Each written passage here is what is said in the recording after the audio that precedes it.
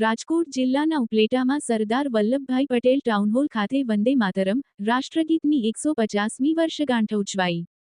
આજ રોજ વંદે માતરમ રાષ્ટ્રગીતની 150મી વર્ષગાંઠ ઉપલેટા નગરપાલિકા દ્વારા સરદાર વલ્લભભાઈ પટેલ ટાઉનહોલ ખાતે ઉજવવામાં આવી હતી। ભારતની અખંડિત એકતા અને દેશદાઝના અનેરા પ્રતીક સમા રાષ્ટ્રીય ગાન વંદે માતરમ ની રાષ્ટ્રવ્યાપી ગૌરવશાળી ગરિમા અને ગર્વ અંગે વક્તવ્ય રજૂ કર્યું હતું।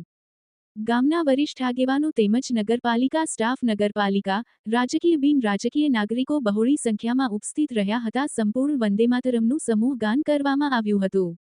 આ કાર્યક્રમની ઇન્ચાર્જ નગરપાલિકા પ્રમુખ વર્ષાબેન ગજેરા દ્વારા જણાવ્યા પ્રમાણે સ્વદેશી અપનાવવા સબબ શપથ ગ્રહણ કાર્યક્રમ આયોજિત કરવામાં આવ્યો હતો। સાથે સાથે સુશોભિત ફૂલો અને રંગબેરંગી રંગોળી સહિત વિવિધ શણગાર સાથે આ ભવ્ય કાર્યક્રમની ઉજવણી કરવામાં આવી હતી।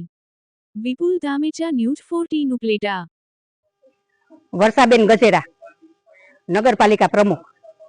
આજે રાષ્ટ્રગીતને 150 વર્ષ પૂરા થયા છે ત્યારે સરદાર પટેલ ટાઉન હોલમાં ઉજવવામાં આવ્યો।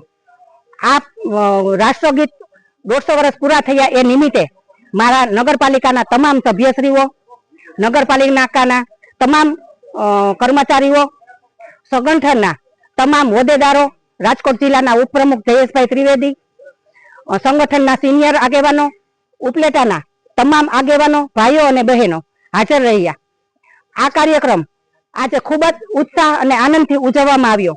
આ કાર્યક્રમ રંગબેરંગી કલર થી રંગોળી કરી અને ફૂલોથી પણ રંગોળી કરી અને ખૂબ જ સુશોભિત શણગાર કરી અને આજનો દિવસ કાયમીને માટે યાદગાર રહી જાય એવો ખૂબ આનંદ અને ઉત્સાહથી બધા હળીમળી અને ઉજવવામાં આવ્યો છે।